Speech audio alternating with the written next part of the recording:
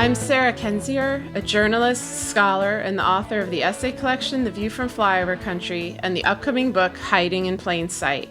My co-host is Andrea Chalupa, a writer and the screenwriter of the journalistic thriller Mr. Jones. And together we are Gaslit Nation, a podcast covering corruption in the Trump administration and the rise of autocracy around the world. This week marks 2 years since the white supremacist rally in Charlottesville, Virginia, in which anti-racist activist Heather Heyer was murdered. So it's fitting that we are airing an interview with an expert on white supremacy and global racism, Dr. Crystal Fleming, who is a sociologist and the author of How to Be Less Stupid About Race, on racism, white supremacy, and the racial divide. She is also an associate professor of sociology at Stony Brook University with affiliations in the Department of Africana Studies and Women's, Gender, and Sexuality Studies. Andrea spoke with Dr. Fleming in May, and their conversation will comprise the bulk of this episode. We're very excited to have Dr. Fleming as part of our Gaslit Nation reading series, and we encourage you to go buy her books. But before we get to her interview, I want to say a few words about Charlottesville, racism, and authoritarianism.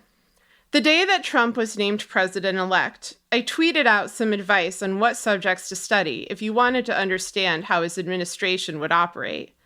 I tweeted, 2 things to research to understand Trump. One is the rise of authoritarian states and violent populism broadly, both recent and in history. The other is sanctioned state brutality in the U.S. toward Native Americans, blacks, others. White mob violence, it has happened here. Then apply knowledge of foreign authoritarianism to the long history of sanctioned persecution in the U.S., and you will see where we are headed. The point I was making, and that we continue to make on Gaslit Nation, is that you cannot separate autocracy from the long history of state-sanctioned racist brutality in the United States. Authoritarianism is not a foreign import. Authoritarianism has always been in America, selectively applied. From slavery to Jim Crow to mass incarceration of black men to the constant battle for voting rights, you see selective authoritarianism in practice. It was obvious in 2016 that any attempt to make the U.S. a fully autocratic state would draw from America's long history of racist brutality, and that is in fact what happened, with the Trump administration attacking the rights of non-white Americans first. And now it has continued for 2 years, with policies becoming more brutal, laws and protections increasingly stripped away, and white supremacist extremism continuing to be mainstreamed by the inaction of politicians and the tolerance of the media. Trump himself was the ultimate example of this in Charlottesville, with his infamous proclamation that, quote, both sides had good people. The part of this that should shake you to your core is not that he made this statement. It was predictably vile. But that 2 years later, Trump remains in power, with Congress refusing to hold him accountable for his crimes, and much of the media still behaving as his sycophants. His comment should be unforgivable. That such proclamations have become rote, at times greeted with indifference, is an indictment of our country. I'm going to read you a brief op-ed that I wrote immediately after the Charlottesville violence, so that I can bring you back to that time and make you consider what kind of culture has emerged in its wake. So from August 16, 2017, Why Trump Blames Both Sides for Charlottesville, written for the website Fast Company. There was a time in the distant era of 2015 when condemning Nazis was a very low bar for an American politician to clear.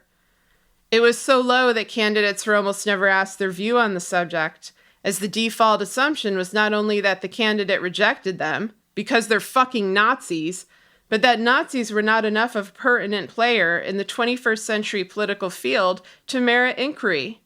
Racists, yes. White supremacists, maybe. But Nazis? Swastika-wearing, Sikh-hailing, ethnic-cleansing Nazis? Of course not. Of course not. Today, that low bar is like a limbo pole under which our president cannot pass, having gorged himself on the worship of white supremacists waving tiki torches in a summer party from hell. To the surprise of no one who has followed Donald Trump's career over the past 40 years, the 1973 lawsuit over anti-Black discrimination, his persecution of the innocent Central Park Five, his birther crusade, the entire 2016 presidential campaign, the president backtracked on his bold "Nazis are bad" stance from Monday to say about the, quote, "Jews won't replace us" chanting far-righters that there were, to quote, "a lot of people in that group that were there to innocently protest and very legally protest. You had people that were very fine people." As for the counter-protesters, he said they were from, quote, "a group on the other side that came charging in without a permit, and they were very, very violent," according to our dear leader. One of those anti-racist protesters, Heather Heyer, was murdered by a white supremacist during an act of domestic terrorism that closely resembled the tactics of ISIS supporters in Europe. After falsely insinuating that Heyer's mother had praised him, Trump castigated the activists who fought alongside her, saying, "There is a group on this side, you can call them the left. You've just called them the left, that came violently attacking the other group. Yes, I think there is blame on both sides." Trump switched from blaming many sides, as he did on Saturday, to blaming both sides. He's right that there are two sides: the tail of the Confederacy in the United States of America, the white supremacists and their targets, the president and the patriots. It's also obvious he favors the side of the Nazis. This has been evident since Trump launched his campaign. It became clearer when he hesitated to denounce David Duke in February 2016. It was blindingly obvious on Saturday in his initial reaction to Charlottesville. That journalists and politicians spent 2 years grossly underestimating Trump's racism has allowed it to flourish. A dog whistle became the tune of a Pied Piper, inspiring Caucasian partisans to parade their prejudices, and it became a bullhorn once Trump was safely ensconced as president. Despite pundit predictions, Trump never planned to pivot. His goal was always instead to pivot Americans to his sick views, to pull the fringes to the center and make extremism mainstream. He has, to some degree, succeeded. In 2016, racist ideology re-entered not only American political discourse, but the White House itself, in the form of Steve Bannon, Seb Gorka, and Stephen Miller. Since Saturday, the calls for the resignation of these three advisors have intensified. More tepid is the call for the resignation of Confederacy buff Jeff Sessions, the Attorney General who seeks to strip non-white citizens of their rights. Under Sessions, the Justice Department has backed anti-immigrant, anti-Black, anti-Muslim, and anti-voter rights initiatives, proving that this administration's threat is not merely rhetorical. The white supremacist house runs the gamut from nascent Nazis like Miller to respectability racists like Sessions, but they should all be taken down like the Confederate statues their side defends. There are many reasons for Trump to go down with them: emoluments violations, obstruction of justice, high crimes and misdemeanors. With his speech on Tuesday, yet another indicator he's unfit to be president. But who will take Trump on?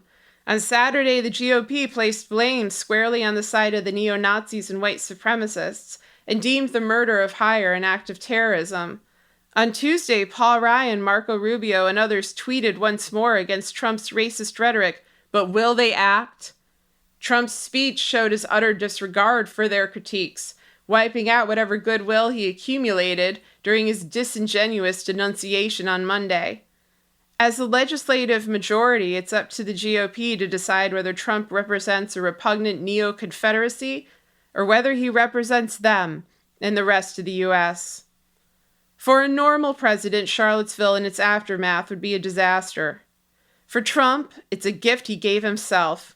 He has stoked and cultivated his racist base for years, and now they may provide what he craves most: an act of violence so severe he can use it as a pretext to strip away citizens' rights. Trump has never hidden his hunger for riots, repeatedly deeming them a cleansing force. He's threatened to have, quote, the feds invade cities like Chicago purely because of crime. His response to terror attacks, when not smug self-congratulation, has been demands for darker policies. In other words, Trump may do what autocrats have always done: create or exploit a crisis in order to consolidate power.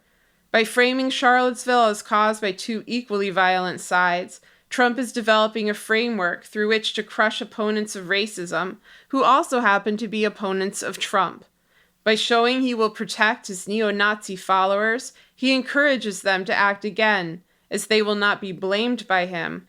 The blame would fall squarely on the anti-racist protesters, who Trump would claim provoked the violence. This propaganda would likely be aimed at his eroding base of moderate Republican supporters. This group has grown frustrated with Trump, but, and this is important if you want us to understand the power Trump has over them, highly value law and order. This gross manipulation cannot stand. Trump's neo-Nazi adherents will likely continue their activity whether or not Trump is in office, though how emboldened they may be may depend on who is in power.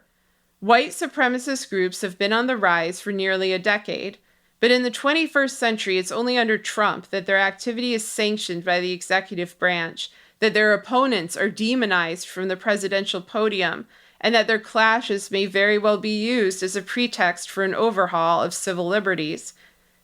As he's done for 2 straight years, Trump is flaunting future plans and perverse prerogatives, daring you to be bleak enough to believe him. You should. The history of fascism speaks volumes, but so does Trump, in his own words. So that's the end of that.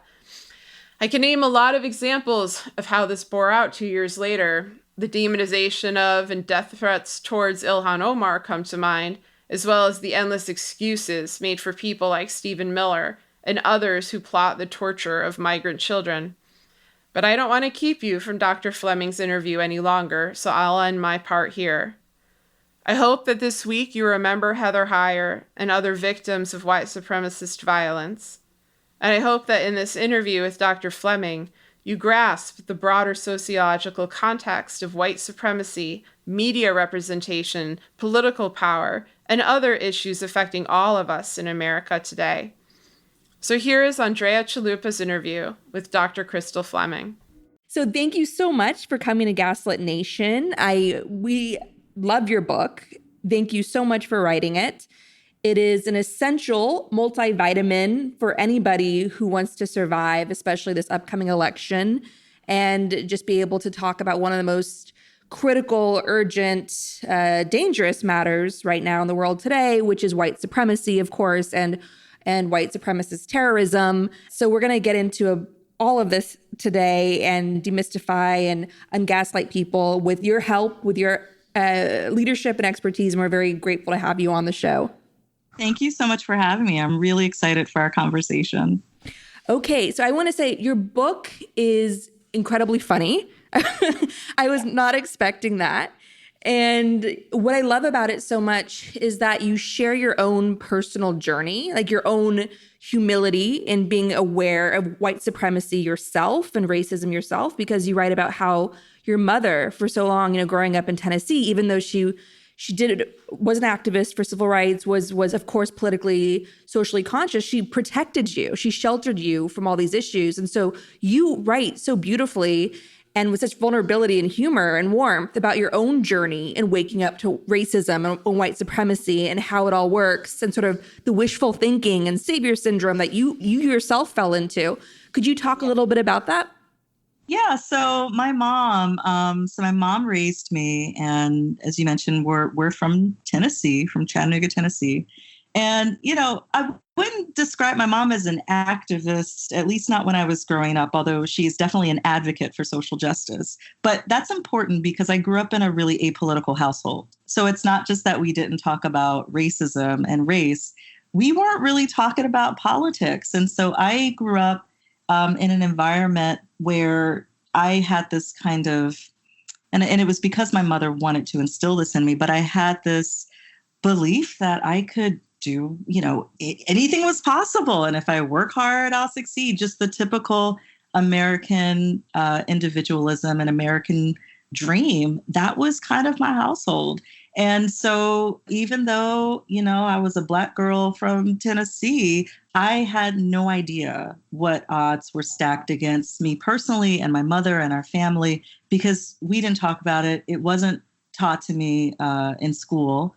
So it took quite a while. I mean, what felt like a long time, but it took really until college for me to, have an opportunity to learn more about not just racism, but about oppression and power and class and so on. And that was a really big awakening for me. And as I began to study and then research these issues, then my mom began to share more of her own experience and share just how she has had to encounter multiple forms of oppression and discrimination and, attempt to overcome them. So that's become something that we talk quite a lot about, but it's fairly recent. Today we're talking about forhers.com, a new women's wellness brand putting your body back in your control. Getting birth control is a hassle. The time it takes to go to your doctor's office, the stress of receiving your new pack on time, or the phone calls you make to find out why your insurance is no longer paying for it is absurd. Your birth control should be delivered to you when you need it, where you need it, without judgment, and with your physician available to answer questions you might have. You're not alone. More than 10 million women in the U.S. take the pill, and the struggle to receive it is real. Forhers.com is helping women across the country get convenient and affordable access to birth control. Whether you're already taking birth control or have no idea where to start, ForHers will connect you to a licensed doctor online who can help determine the option that will work best for you. Listeners can get their first month of birth control from forhers.com for just $5 right now while supplies last and subject to doctor approval. See website for full details. Go to forhers.com/gaslit. That's FORHERS.com/gaslit. Restrictions apply. See website for full details and safety information. What I love about your book, and what we're always trying to go on and on about on the show, is historical consciousness and taking the long view and just accepting the fact that history matters. And could you talk a little bit about that specifically? Yeah, so I think some people are surprised when they read the book because it's by a sociologist, by all of the historical references. So there's a lot of effort on my part to convey a historical consciousness. And partly, sure, it's because I'm trying to provide folks with the context for understanding where racism comes from, why it exists. And because I think that without that context, you can't really make sense of things like racial disparities. But having said that, it also is one of my intellectual areas of interest. My first book is called Resurrecting Slavery: Racial Legacies and White Supremacy in France. And that's all about issues of collective memory and how racism and slavery and colonialism are debated and discussed in France today. So in that book, one of the concepts that I develop and introduce is racial temporality. And basically, I'm trying to argue that we need to pay more attention to how people think about race and racism across time. So sure, the impact of the past and the present, but also, what an anti-racist future might look like. And so with How to Be Less Stupid About Race, I wanted to convey a temporal historical understanding of racism and anti-racism, because I think that's connected. I think if you have a historical consciousness about racism and other systems of oppression, that gives you a sense of not only what we're dealing with now, but what we would have to do to build a different and better world. So obviously there's centuries of slavery that existed on the land that's now America. And that was just total dehumanization, women being bred like cattle, like child rape, families being separated, all of it, like the long Holocaust that lasted for centuries that our country was founded on. But what's really interesting is that the sort of institution of slavery, even after the Civil War, how it changed into different various forms over generations, and obviously hasn't completely gone away today with the military-industrial complex and so forth.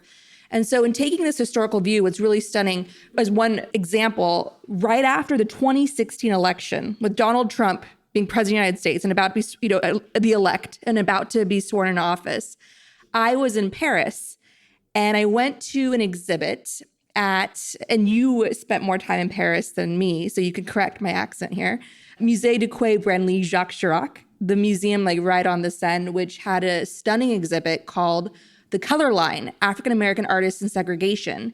And what the exhibit does is it walks you through art from the colonial days and slavery all the way through Reconstruction and so forth, and the Harlem Renaissance. And as you're going through the African American experience through African American artists and other leading thinkers, what you're seeing again and again is that every bit of progress was met by white rage.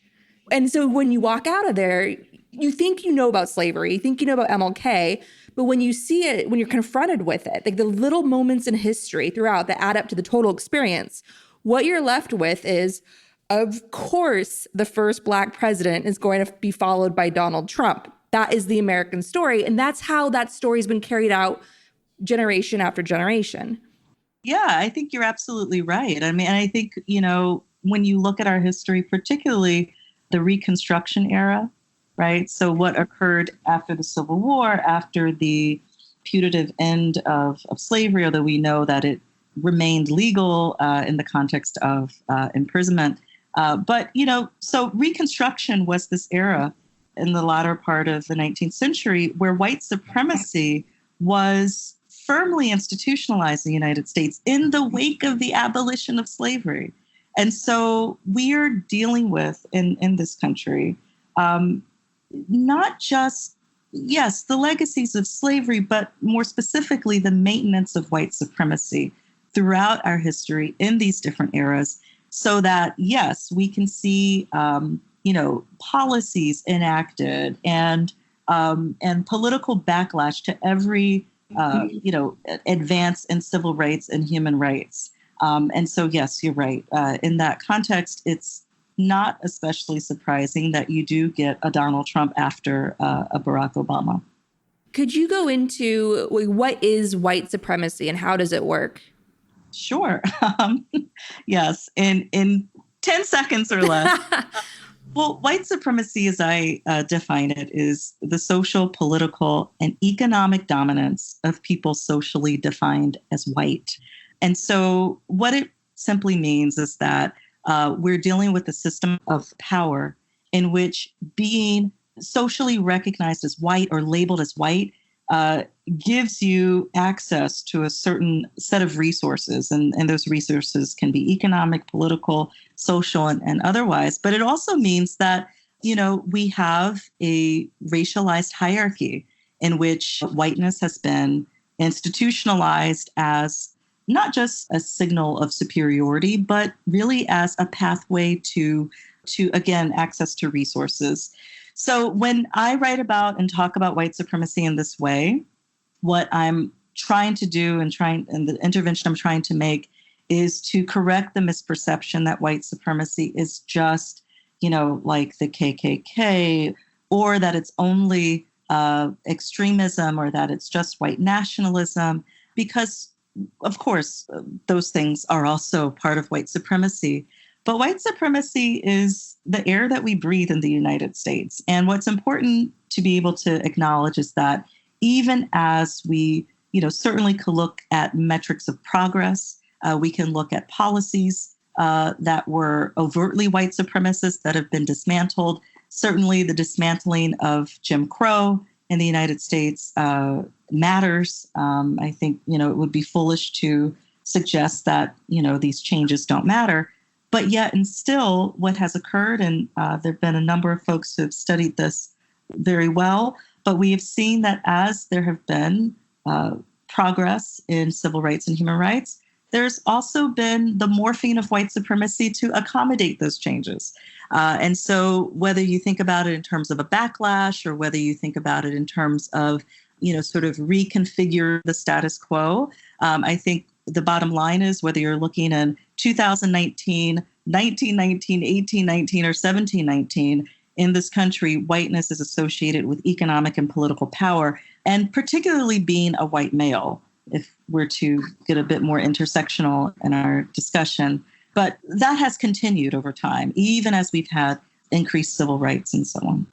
And in terms of, you talk a lot about exposure, like personal exposure to people of color, for instance, and sort of how on the interpersonal level, we have to sort of carry on this awareness and conversation, and we have a responsibility there. Could you speak a bit on that? The reality is, the research is pretty conclusive here. The vast majority of white Americans have zero friends of color, zero. And so what that means is that, tens of millions of white Americans quite literally live in a white echo chamber. Most of them don't realize that they are missing out on something important, on many things that are important.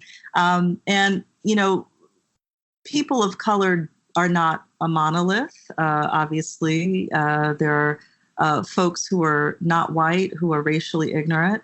And yet we also know that because people who are racialized as non-white tend to experience discrimination and racism, they tend to know more about it than their white counterparts.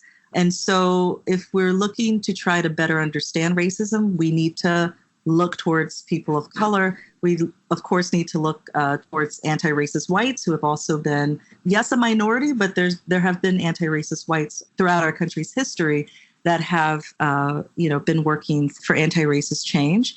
But I think, realizing that when you live in an echo chamber of whiteness, you are missing out on the knowledge of people of color. Of course, you're also missing out on relationships with people of color, and that there's a cost to that is important. So I think, if you, consider yourself anti-racist, thinking about how to desegregate your life and to learn from people of diverse backgrounds is, part of anti-racist praxis. One thing I want to put in the time capsule for everyone is the years before the 2016 election, there was this fiery debate, which I'm now nostalgic for because I would totally trade it from what Twitter looks like today, over PC culture and whether it was going too far. And when Trump won, there were even these so-called thought pieces springing up saying it's all PC culture's fault. People were voting against political correctness. Do you remember that? I mean, obviously that's your job just to record all those. But that was I just want to remind everyone of that because that was the debate for years. Yeah, I think that's one of those echo chambers of whiteness, moments. I mean, I to think that, the backlash to Obama is explained by political correctness. In a way, I feel that, okay, let me put it this way, because I touch on it a bit in the chapter of the book that's called Trump Country. So the chapter that's about how did we get this president. So there's part of that chapter where I reflect on this interview. I've been listening to this podcast on New York's NPR station, WNYC. And part of the podcast was chronicling the experiences of white Trump voters or Trump supporters in the lead up to the 2016 election. And there was this one woman, I think her name was Patty. And I was listening to this on my way home from teaching at Stony Brook University. So I was driving, from Long Island in New York City, and it just kind of stopped me. I mean, it just took my breath away because this woman, this white Trump supporter, began crying as she listened to Trump decry political correctness. And she was just saying that this man was speaking for her, and she's been so tired of political correctness and so on and so forth.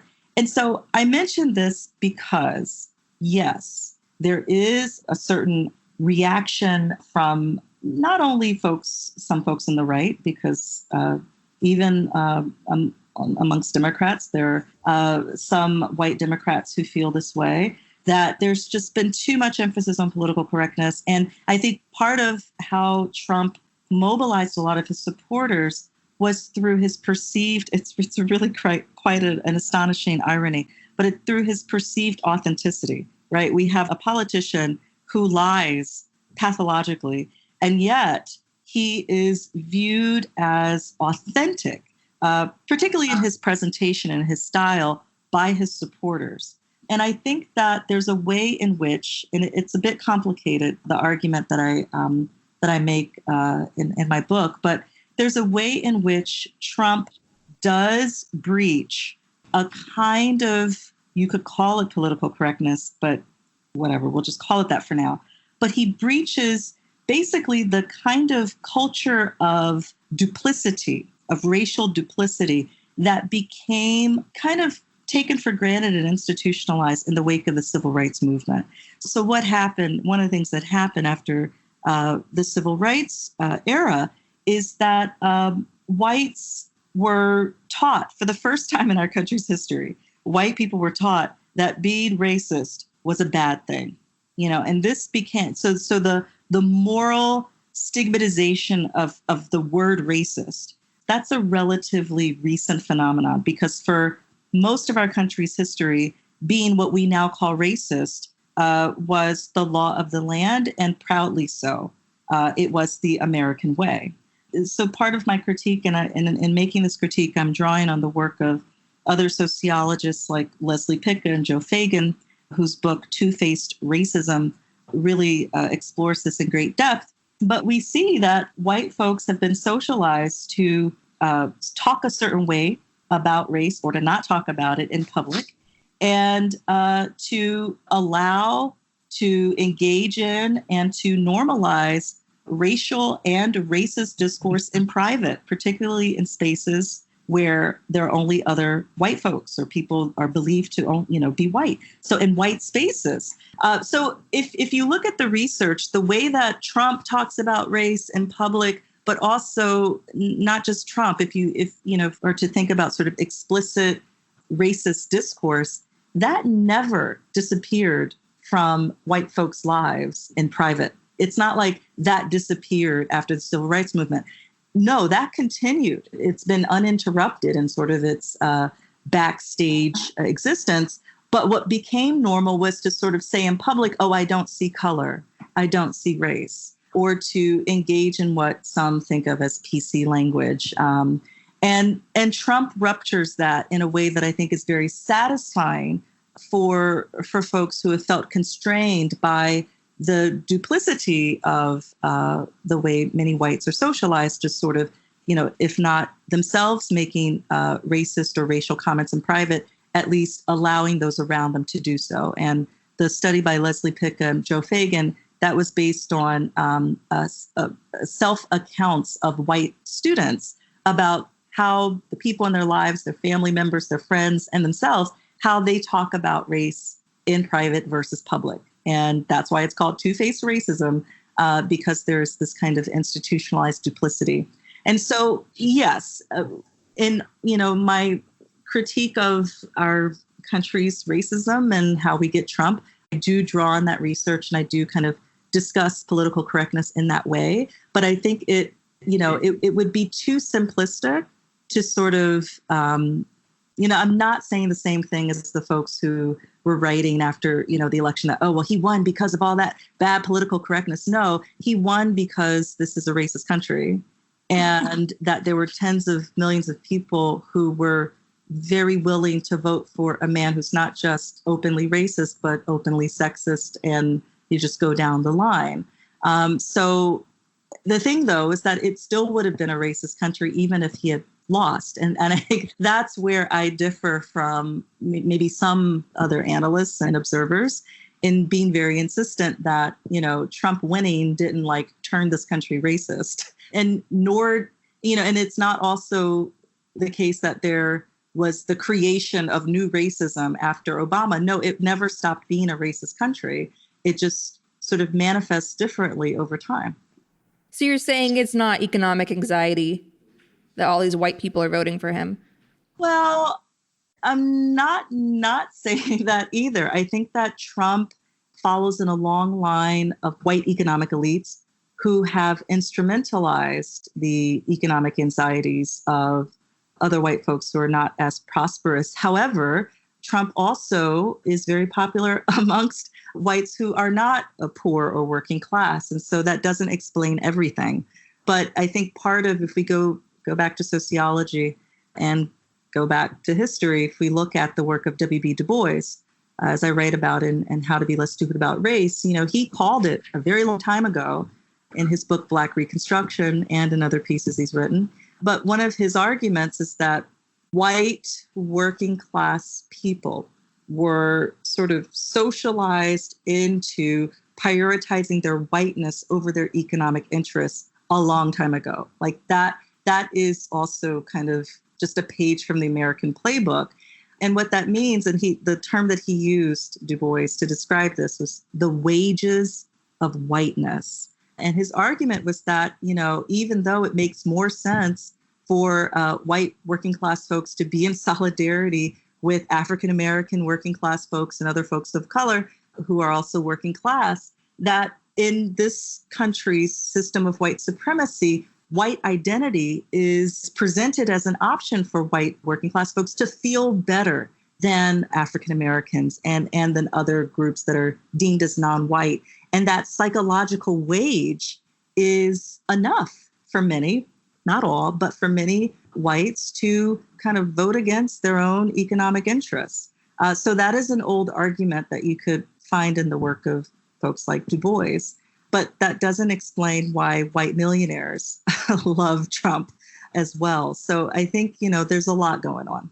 So in terms of the larger danger right now the world is up against, which is white supremacist terrorism, which the FBI has said is one of the great threats to our country right now. And that threat is growing worldwide. And we're seeing, of course, horrific story after horrific story of shooters of mosques and synagogues and not only in our country, but in Canada and New Zealand, of course. And that's being driven by the president of the United States himself, Donald Trump.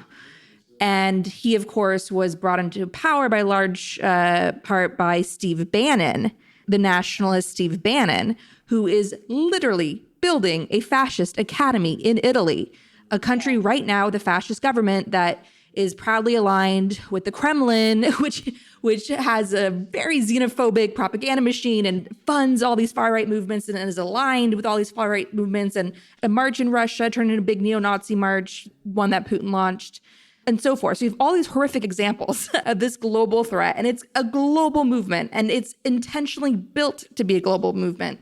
And it's like a multi-headed monster with all these goals, because they have secessionist movements, not only in the United States, but fanning that in Ukraine as well with the Kremlin's invasion and so forth. So I know it's a lot I just packed in there, but I'm just trying to paint like a horror scene for people because it's such an urgent topic. And so could you speak a little bit to that on Steve Bannon himself as a leader of this, and also comment on why do you think mainstream media, from the Washington Post to NBC News, continues to give Steve Bannon a platform? Why do they continue to invite him? Like The Economist invited him to speak at an event. Why, given his track record, given the dangerous statistics, given that innocent lives are being slaughtered because of this ideology of hate, why does Steve Bannon still have such a big welcome mat in mainstream media and mainstream society in America and Europe? The simple answer is because this is a white supremacist country. I mean, it's simple. When you were saying the point about the FBI admitting, that white supremacist terrorism is this great threat, I couldn't help but, just kind of roll my eyes, because there is this untenable irony, right? For the federal government, a bureau of a federal government that was literally founded on white supremacist violence, to now in 2019 admit that it's a problem. So we have at the core of our political institutions this predicament, right? Because if white supremacy is wrong, and it is, and if, a shooting in which dozens of people or hundreds of people are targeted is a horror, and it is, then what do you call a political system built on genocide? What do you call a system built on the oppression of millions, the white supremacist oppression of millions of enslaved human beings? What do you call a system that is not just built on these things, but then establishes and celebrates white supremacy for centuries? And then you get to 2019 and it's like, oh, well, actually, this is not great. I mean, I don't know how folks who aren't familiar with our history think about these issues. But when I see mainstream media roll out the red carpet for Bannon, despite all that he represents with regard to white nationalism and white supremacy and overtly embracing those things, I simply read it as consistent with the fact that this is a white supremacist country and has always been so. And so white supremacy here's the thing, it's not actually viewed as a problem for most white Americans. It's not viewed as a danger for most white Americans because it has been the core of the system that has created the opportunities for most white Americans. So I think, yes, it's pretty telling when Bannon continues to receive invitations, opportunities to speak in these mainstream venues. But I think it's consistent with the fact that what he represents is not actually viewed as a horrific thing for many of the folks in the decision-making positions who greenlight those invitations and allow for him to have space to widen his sphere of influence. I want to go back to the FBI because we discussed that on the show before, the irony, the painful irony that the FBI today is under attack. The FBI is in a slow motion purge by the President of the United States. You have Bruce Orr, Peter Strzok, Lisa Page, all who are organized crime investigators who've become mainstream names because the president attacks them relentlessly just for doing their jobs. And the irony that the FBI is under such vicious strain right now by this white supremacist in the White House and his far-reaching, far-right propaganda movement of bots and Fox News and so forth, which he wields against them to target them and harass them. The irony of it is that the FBI for so long, as you of course pointed out, was an instrument of violence against Black communities, certainly with their illegal operations in Oakland, where they'd infiltrate and target and purposely try to weaken Black communities in Oakland. The activist Fred Hampton was killed in his bed by an FBI raid and so forth. So you have this long history by the FBI of racial violence, white supremacist terrorism, and now they're victims of it themselves. It will be interesting to see what historians write about this period a generation from now. I will just say, going on the record, I do not feel comfortable making assumptions about what's really going on between the White House, the FBI, and all this. I really don't know. And I just know that for most of our country's history, the FBI has not been on the side of civil rights. So as far as whatever is happening right now, I assume that there's more than appears in the headlines, but the headlines don't look great. But again, I think it will be important to see when freedom of information acts are invoked. And again, when historians turn back to this period to kind of peel back the layers of what is really going on, because I find it all pretty mystifying.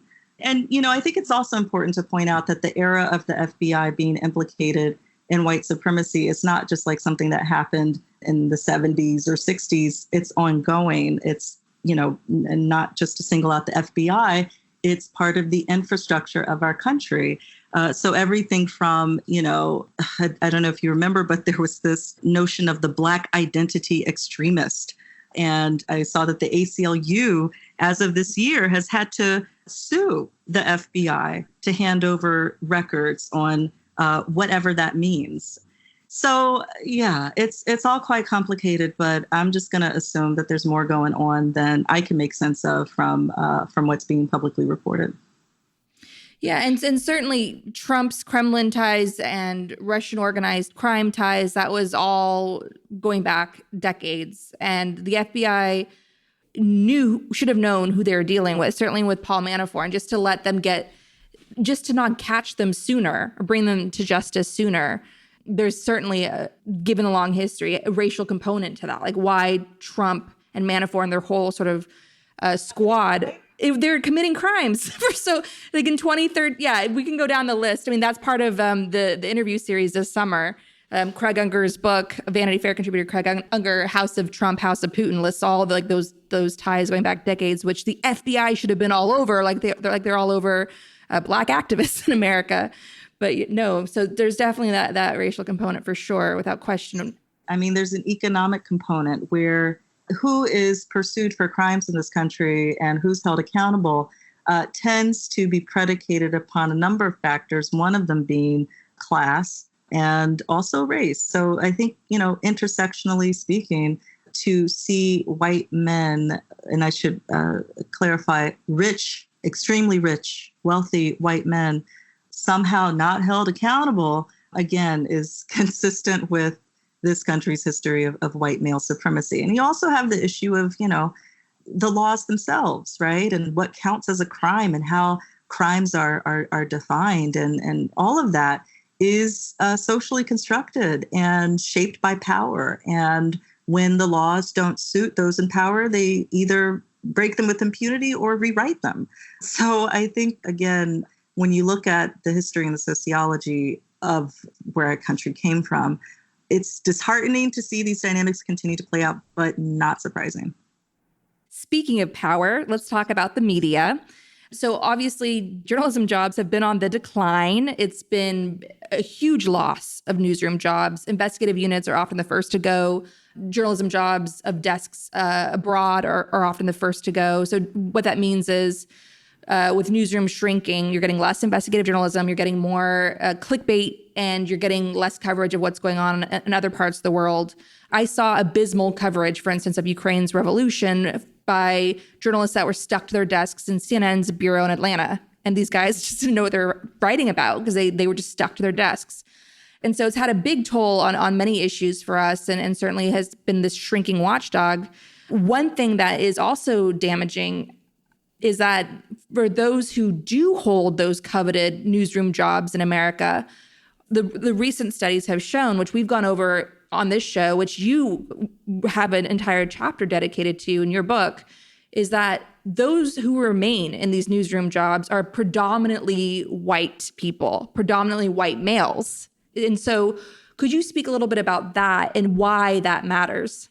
Yeah, absolutely. So, and this also kind of connects back to your question about Bannon. Like, why is Bannon still, getting reception in mainstream media? Well, part of it has to do with how white supremacy manifests in the media. And it shouldn't surprise us to see that white supremacy and systemic racism is a constituent feature of the media, but we don't often maybe hear it described in those terms, particularly not from the media, because they have a vested interest in not sort of acknowledging these things.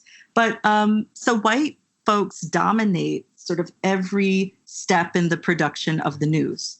And I think people sort of assume that we've made a lot of progress in this area, but we really haven't. One of the things I point out in the chapter of the book called Fake Racial News is that over 600 print and online news organizations, only 16.6% of journalists and other employees are people of color. 16%. And if you look at editors, right, which, that's such a powerful and influential position, 86.5% of news editors are white.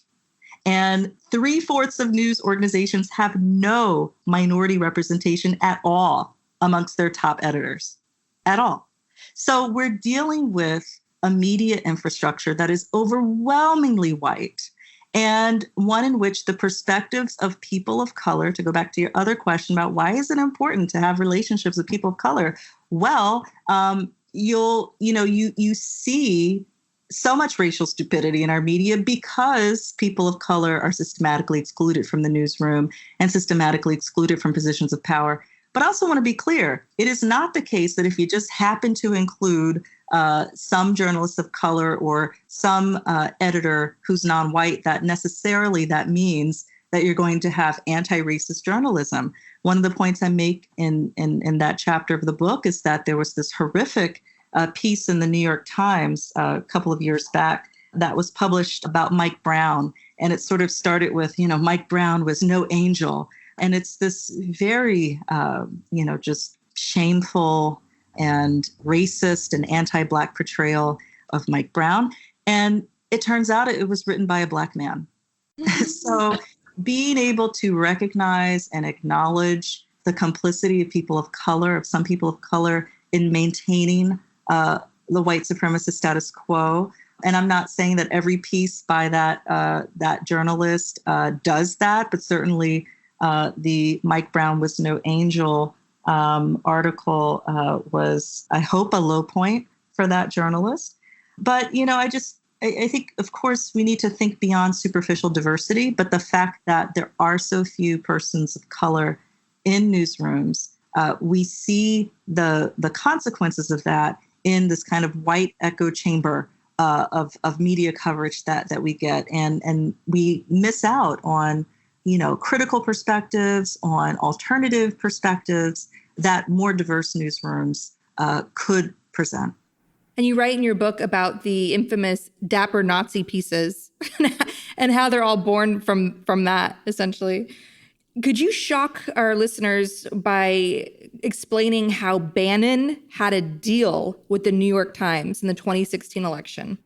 Yeah, so so the New York Times and the Washington Post sort of had these, sort of strange relationships with Bannon. And I think part of what was at play was this, thirst to, I don't know, just clickbait or just to get eyeballs on the page and the lead up to the 2016 election. And I think there also, was perhaps an effort by some to undermine Clinton. And I think that is evident in part of what happened with Bannon. So yes, there was this deal that Bannon had with the New York Times, one of his companies, to feature some of their work.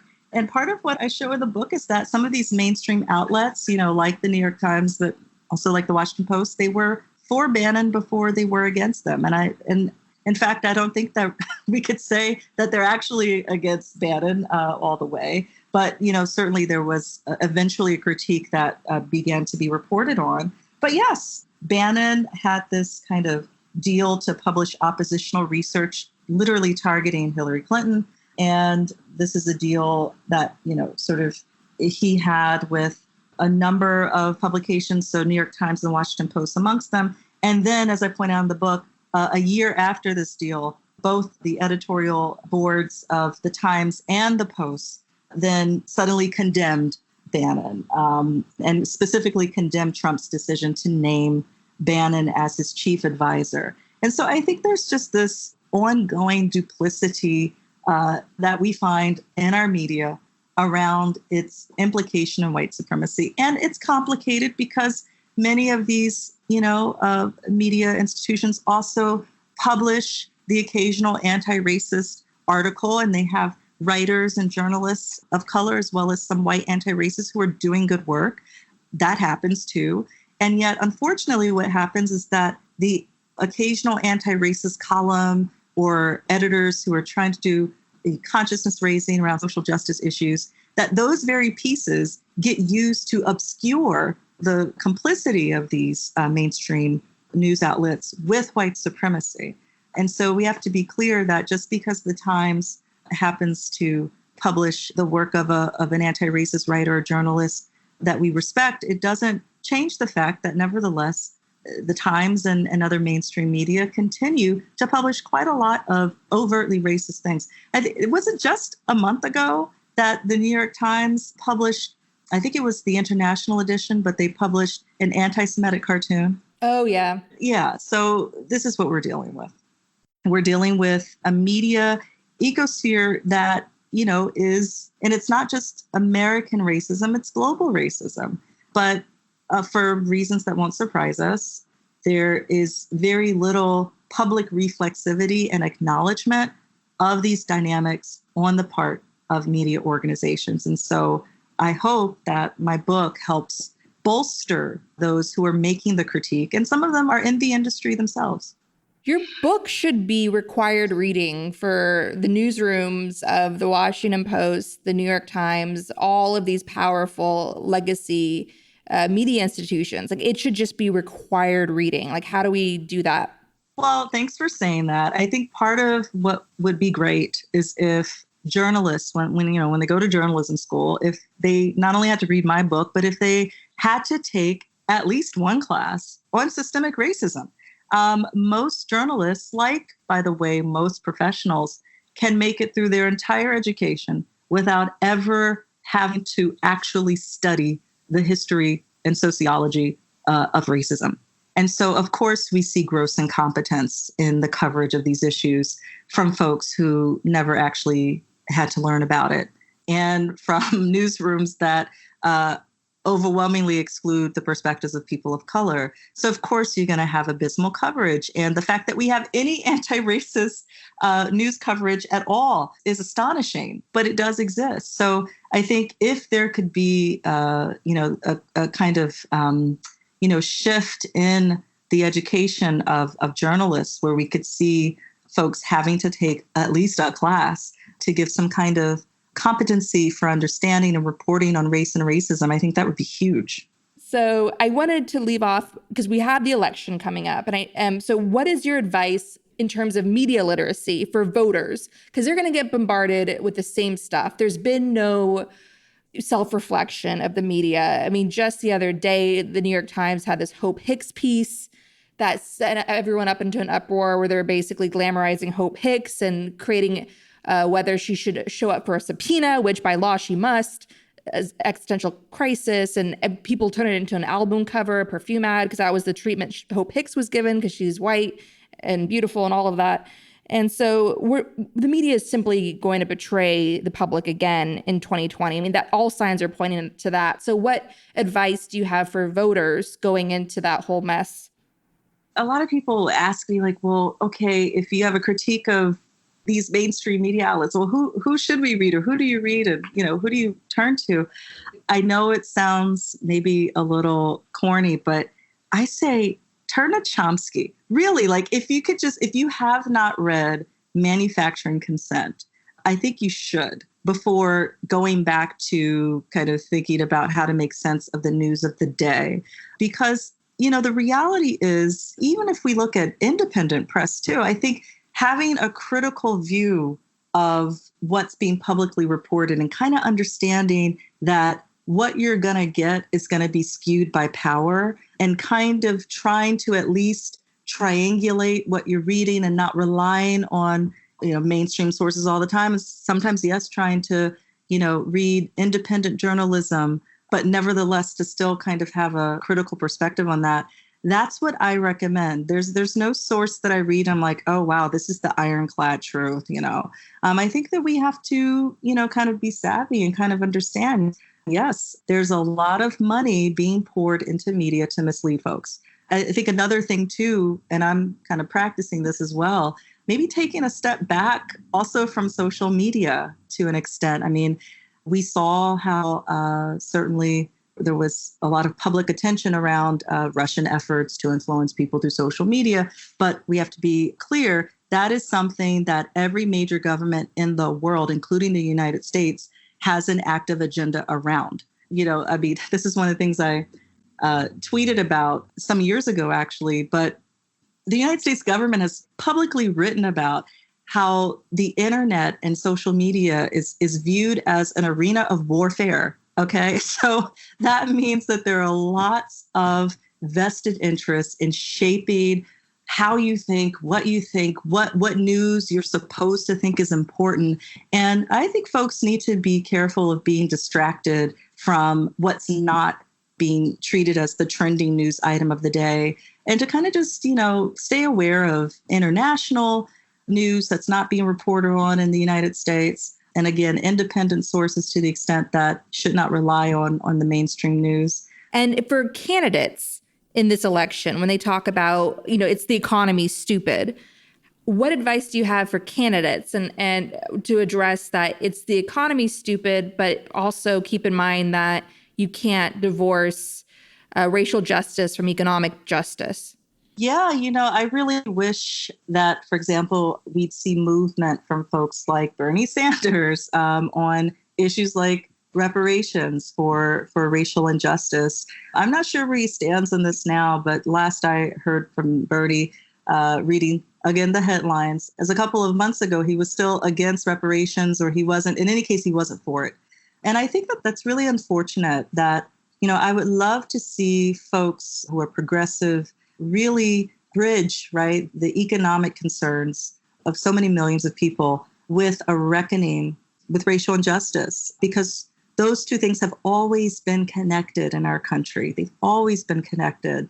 And it shouldn't be the case that, it's sort of viewed as plausible to say, we're going to take on the banks, but then say, oh, but when it comes to reparations, that's going one step too far. Why? Why is that going one step too far? Why can't we support racial justice and economic justice and take on the patriarchy and support trans rights? And so why can't we support all these things? I think we should think in very broad terms about social justice and well-being.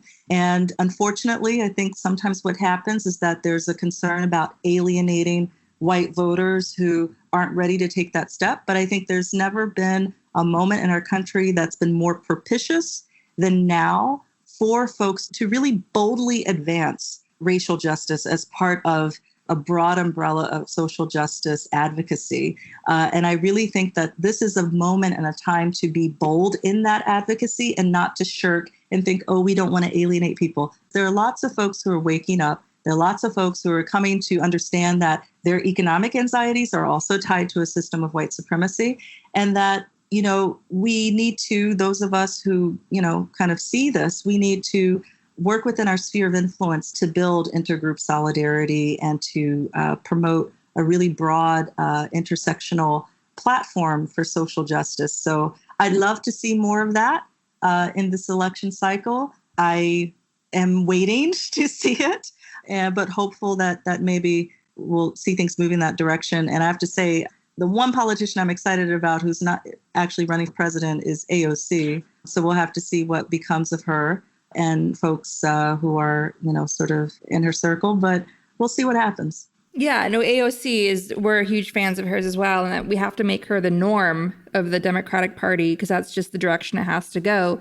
And when you have this opportunity of an election, it's like you can't bury issues. You have to use it as leadership to have conversations, further conversations, plant seeds, bring people into the political process. And these conversations, leadership is about educating people. Leadership is the responsibility to educate people and not abdicate that responsibility. And so if you look at, for instance, an issue like reparations, what all reparations means is investing in people, investing in communities. And if you look at some of the most solid democracies in the world, the Scandinavian countries, yes, they have, they're known for whatever high taxes, sure, but we could examine that and examine our own tax history closer to really see what we're talking about. What one incredibly wealthy businessman who lives in the heart of Copenhagen told me is that he's happy to pay his taxes. He's proud of it, because what he's doing is he's investing in the minds of everybody in his country. And if those minds are at their peak potential, then he's going to make a stronger country. And so that's how you have to think of reparations, is sort of you're investing in communities that have been oftentimes violently deprived of their rights for generations. And we know from like a scientific standpoint that trauma gets passed down through the DNA. It's DNA level trauma. And so, I think the whole thing of reparations is actually self-serving for white people, because what you're doing is you're strengthening your country.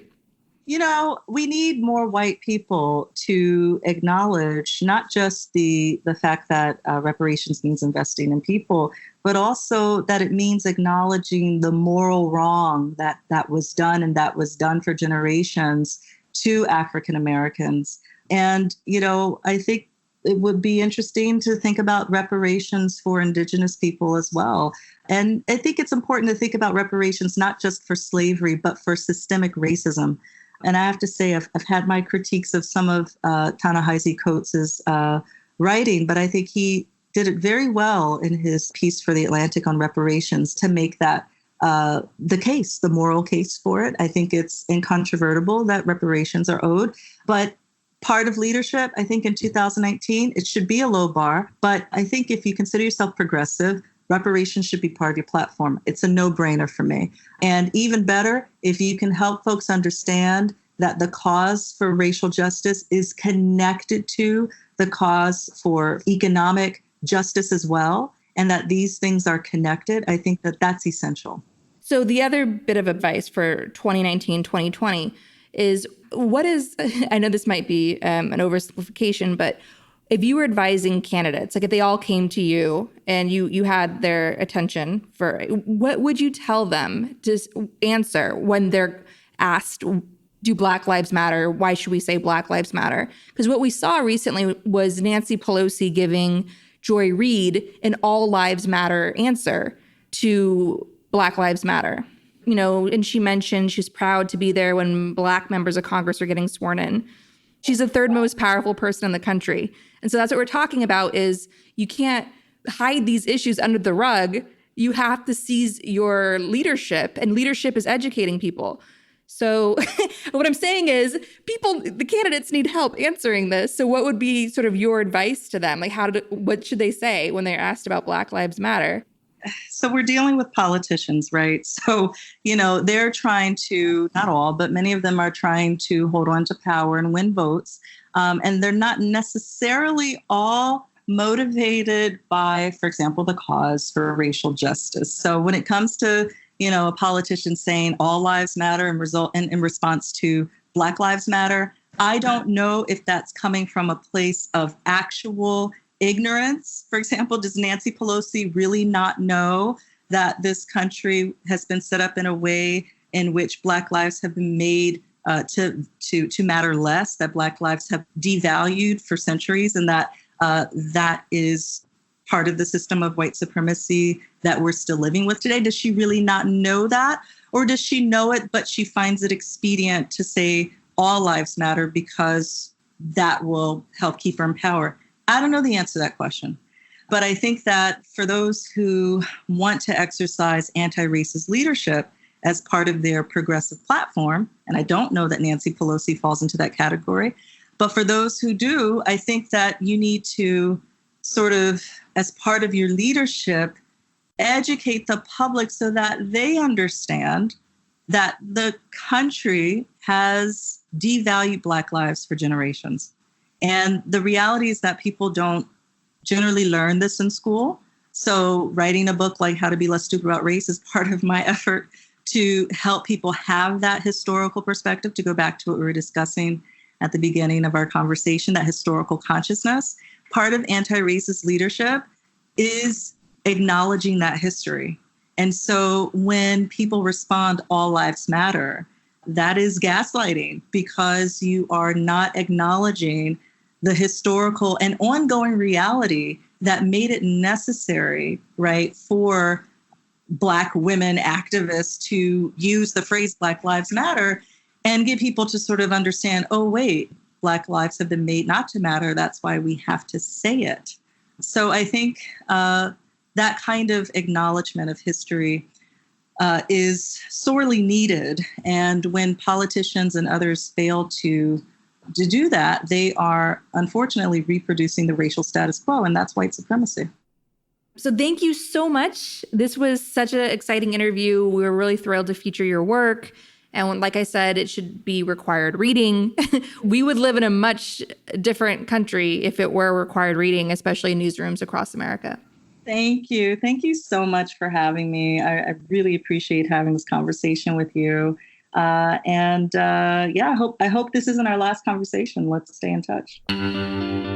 Our discussion continues, and you can get access to that by signing up on our Patreon at the Truth Teller level or higher. Gaslit Nation is produced by Sarah Kenzier and Andrea Chalupa. If you like what we do, leave us a review on iTunes. It helps us reach more listeners. And check out our Patreon. It keeps us going. Our editors are Carlin Daigle and Nicholas Torres. This episode was edited by Nicholas Torres. Original music in Gaslit Nation was produced by David Whitehead, Martin Bissenberg, Nick Farr, Damien Arriaga, and Carlin Daigle. Our logo design was donated to us by Hamish Smith of the New York-based firm Order.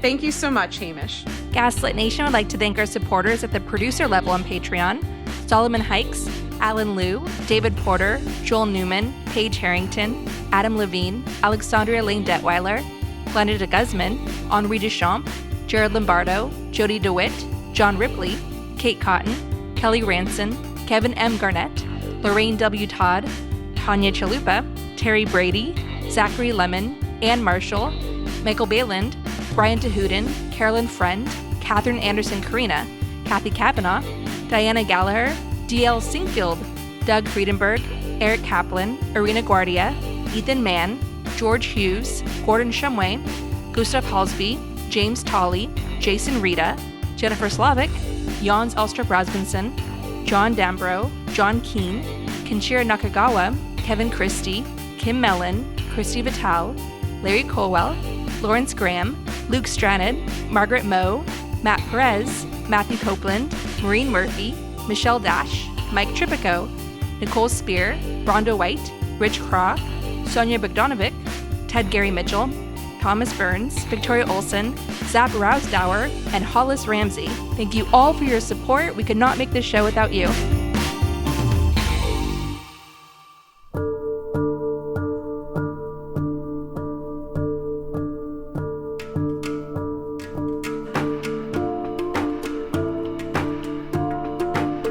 To deal with these abnormal times that we find ourselves in, we here at Gaslit Nation take a strong stance of saying no to savior syndrome. The only thing that's going to get us out of this is self-reliance and holding our leaders accountable. And the only power we have left that we can rely on is grassroots power. To illustrate our point, here's Share, providing a useful metaphor for these times. Rely on no one but your own hard work and dedication. That's the only way out of this. Awaken your inner Share. You said a man is not a necessity, a man is a luxury. Like dessert. Yeah. A man is absolutely not a necessity. Did you mean that to sound mean and bitter? Oh, not at all. I adore dessert. I love men. I think men are the coolest. But you don't really need them to live. My mom said to me, you know, sweetheart, one day you should settle down and marry a rich man. And I said, Mom, I am a rich man.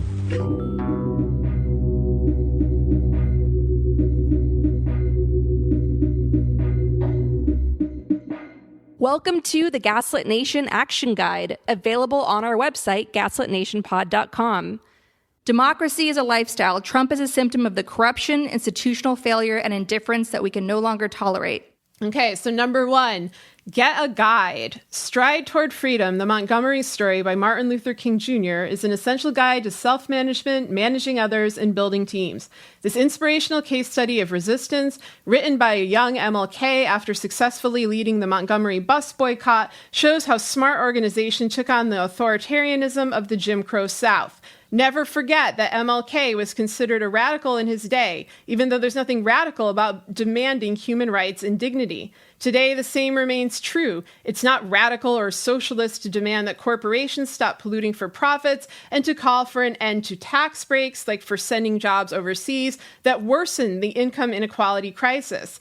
To help communicate these urgent issues, another essential guide is the all-new Don't Think of an Elephant, Know Your Values, and Frame the Debate by George Lakoff. Number 2 of the Gaslit Nation Action Guide, focus on state races. States decide key quality of life issues, and local candidates help drive votes up ballot for federal races. Every District and Future Now are 2 excellent groups working to build a progressive infrastructure and turn states blue from the bottom up. Get involved by donating what you can, or join or start your own group with their help in your state. We provide on our Action Guide interviews with every district and Future Now. For more background. Number 3, join. Grassroots power is one of the strongest forms of power we have left in America, especially with Mitch McConnell and Trump packing the courts. Don't succumb to savior syndrome by expecting Alexandria Ocasio-Cortez or whomever else you admire to do all the work. Representatives are human and need our help. Fulfill the far-right's worst nightmare by creating generations of AOCs by helping build a more progressive union. Join a local group from any of these great national organizations for important action alerts like demonstrations or getting out the vote. Indivisible, Swing Left, Sister District, Move On, Flippable. Number 4, fight global warming. Sunrise Movement is a grassroots organization demanding a Green New Deal. There are a lot of other groups working to adopt urgently needed green initiatives. C40 Cities connects cities around the world committed to taking climate action. 350.org helps activists rise to the challenge of the climate crisis. And there are more trusted organizations that need our support, linked to on our action guide. Number 5, unionize. In the age of Trump, there should be no more fear of starting or joining a union. Just tell your boss that you saw how unions protected workers during the universally unpopular Trump shutdown. Fight for 15 and its local variants are working to ensure a fair wage and strengthen unions in the service sector. Don't know how to get started? Read Organizing to Win, new research on union strategies, and No Shortcuts, Organizing for Power in the New Gilded Age, both of which are linked to on the Gaslit Nation website. Number 6, run for something. There are a lot of great groups out there that demystify the process of becoming a candidate and running a campaign. Run for Something is one of our favorites. There's even a book to help you get started. Run for Something, a real talk guide to fixing the system yourself by Amanda Littman. If you believe in facts and science and are a compassionate human being, you need to run for something and recruit others to as well. Even if it's a long shot, you can still create urgent conversations and treat your campaign like a platform for discussions you care about, helping bring together like-minded people to work for change even long past the election.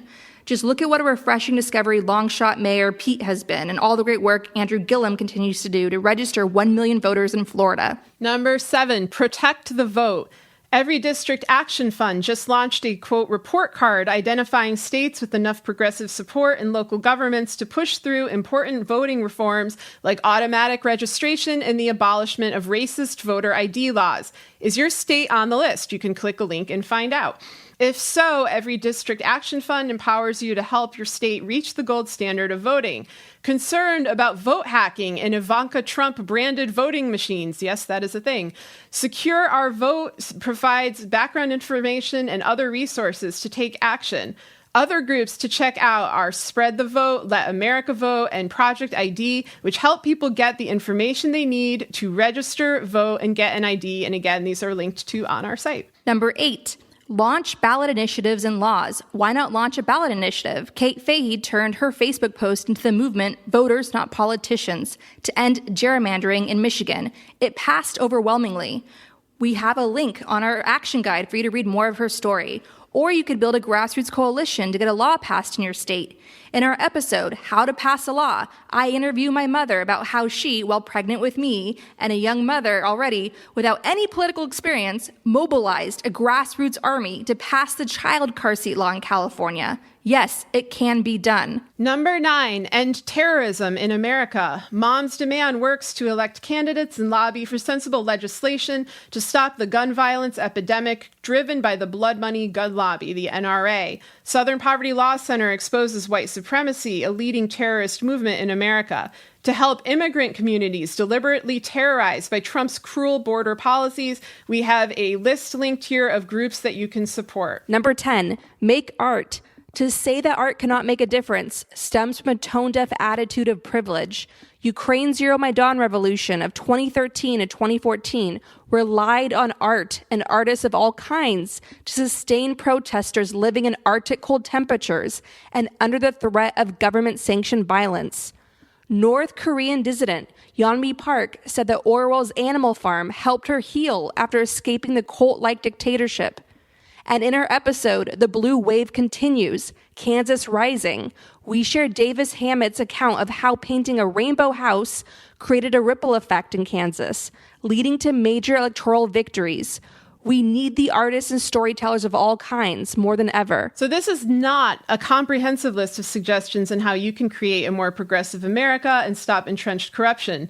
There are many paths you can take, and we encourage you to think for yourself and to work together. There is no one solution. Whether you're in a blue state or a red state, these ideas apply to you. Do not take any of the freedoms you have left for granted. Never underestimate the power of hard work. Additionally, we have a reading list linked to from there because it's essential to read widely to understand how we got here and the best ways to navigate the challenges of the 21st century. So again, all of this is available on our site, gaslitnationpod.com.